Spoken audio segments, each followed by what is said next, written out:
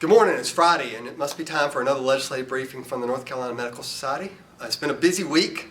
We've got 5 topics to cover with you today. First thing is going to be audits. Then we're going to talk about LME-MCO consolidation.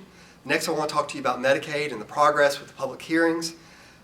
Fourth, we're going to talk about the results of the APRN recommendations from committee. And then last, I want to talk to you again about grassroots communication to the General Assembly during the short session. So let's go back and talk first about the audits. The audit that came out that has got everybody a little bit worried about Medicaid being $865 million in arrears to the federal government has been a little bit overblown. They had a great interview with the Secretary and with the auditor this week at the Joint Legislative Oversight Committee. They really outlined the purpose of the federal audit that happens every 3 years to make sure that the federal government is getting the right money spent by the state on their Medicaid on the Medicaid program. North Carolina actually ranks in the lower percentage of errors when you look at the audit comparing all 17 states that were compared this year. So we only have an error rate of just over 6%. The average error rate is over 8%, and we're in the lower part of the 4 or 5 best error rates in the states compared. So we're in good shape. This is the right thing. It shows improvement for our system. It shows that you're getting paid properly, that we're paying you more likely properly than unlikely. So all these things are good. You don't have to worry about this being another opportunity for a large recoupment that you're going to have to see at some critical point in time down the road. So all good there.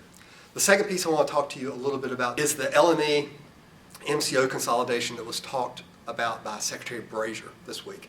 So right now we have 8 LME-MCOs that are working across the state to take care of our mental health patients. And our psychiatrists and other providers are all credentialed with all those different groups. The Secretary spent some time talking this week about being intentional and managing the consolidation, much in the way that health systems have consolidated over the last few years in the LME-MCO world. So you're going to see a gradual consolidation down to just 4 LME-MCOs to manage all the mental health issues and behavioral health issues across the state. I think this is significant because of the mass consolidation that is occurring within healthcare, and so this is just yet another place where we're seeing that consolidation occurring, and we wanted to bring that to your attention. So you can see from the map here that we've got up exactly where those consolidations are going to be occurring, and you can expect that over the next year. The third thing I want to talk to you about is what we've been talking to you about constantly for the last couple of years, and that's Medicaid reform.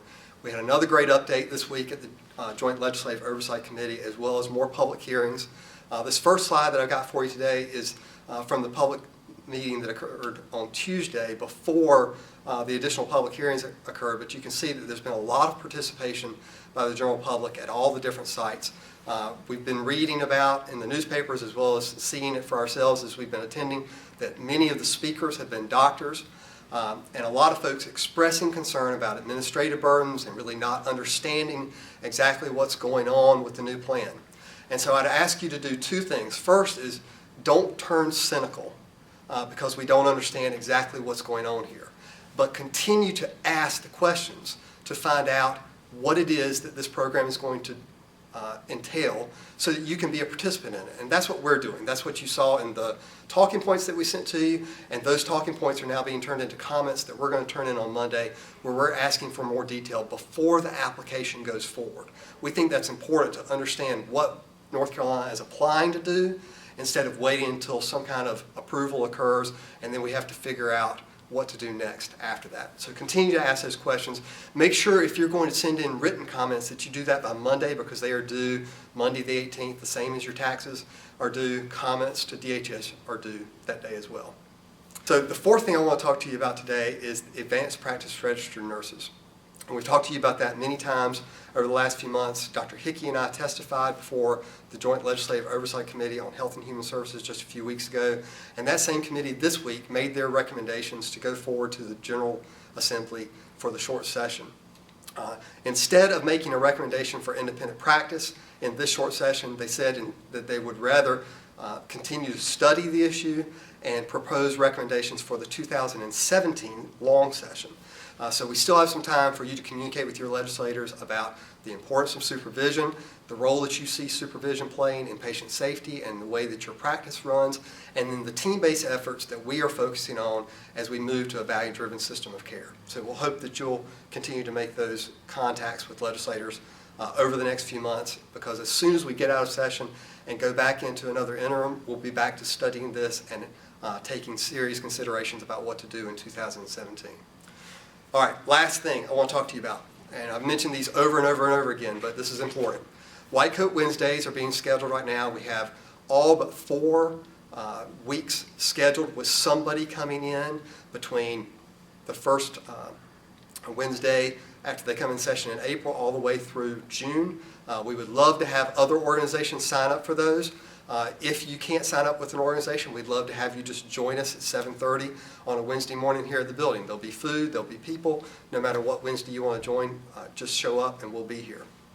The second part of that is less around advocacy, but about showing your presence at the General Assembly. The Doctor of the Day program that we've mentioned numerous times is a unique opportunity for you to have special privileges to not only be the Doctor of the Day and care for folks that are in need of some kind of care at the General Assembly, but to actually be a part of committee meetings and be on the floor during the legislative session. That is open every day, Monday evening, Tuesday, Wednesday, and Thursday morning when they are in session. Right now, we only have 3 doctors signed up for 3 days of the entire legislative session. And right now, we're looking at booking that out over 8 or 9 weeks. So there are lots of slots available. If you have time and can be Doctor of the Day, we would encourage you to call Nancy in the North Carolina House Speaker's office and sign up for a day coming soon. So that's a mouthful this week, a lot of information. We look forward to giving you an update next week as we go into session, and talk to you soon.